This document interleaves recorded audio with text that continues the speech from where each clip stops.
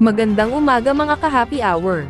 Narito ang mga balita para sa MBC TV Network News Update, 9 AM edition. Dalawang opisyal ng Bucor, sinibak sa tangkang pagpuslit ng mga kontrabando sa Sablayan Prison. Yan ang MBC TV Network News, ni Rovic Manuel.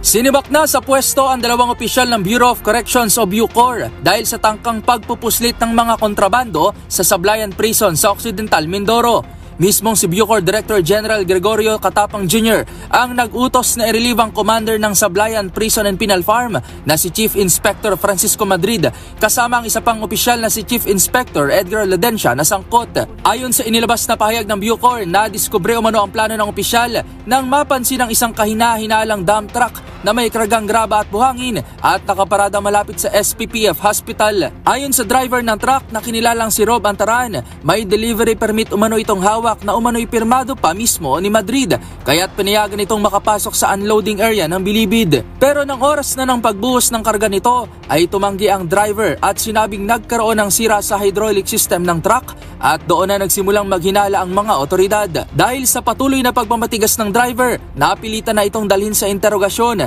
at doon na ito umamin na may kontrabando palang nakatago sa karga nitong graba at buhangin. Nang idiskarga na ang mga laman ng truck, dito na nadiskubre ang bulto ng iba't ibang klase ng alak, kabilang na ang kahon-kahon ng mga sigarilyo. Dahil dito ay pinagutos na ni Katapang ang masusing investigasyon sa insidente kung may iba pang mga opisyal ng Bucor ang sangkot sa ilegal na pagpapasok ng kontrabando sa kulungan. Agad ring ipinalipat ng Director General sa Bucor National Headquarters sa Muntinlupa City ang dalawang sangkot na opisyal habang patuloy pa rin ang investigasyon. Pinare-review na rin ito at mas pinahihigpitan ang lahat ng kasalukuyang protocol sa pag-iinspeksyon ng mga deliveries at permits. Para sa MBC TV Network News, ito si Rovic Manuel ng DZRH TV. Una sa Pilipinas, una sa Pilipino.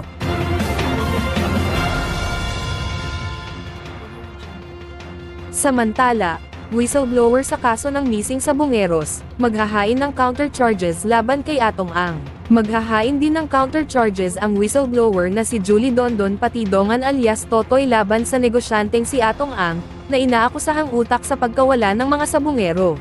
Ayon kay alias Totoy, nakatakda niyang ihain ang kanyang counter charges sa Lunes. Dito, kanyang ibabalik o sasagutin ang mga reklamong ibinabato sa kanya ni Ang. Nauna nang ang naghain ng mga reklamo si Ang laban kay alias Totoy na inakusahan niyang nagtangkang kikilan siya ng 300 million pesos, para hindi siya idawit sa pagkawala ng mga sabungero. Nauna nang ibinunyag ni Patidongan na si Ang umano ang nagutos ng pagpaslang sa mga sabungerong nahuling nandaraya sa mga laro. Mariin namang itinanggi ni Ang naturang mga alegasyon laban sa kanya, at sinabing peke at walang basehan ito na naglalayong sirain ang kanyang pangalan. At yan ang mga balita para sa MBC TV Network News Update, 9 AM edition. Abangan ang mga susunod na balitaan mamaya, para sa 10 AM edition.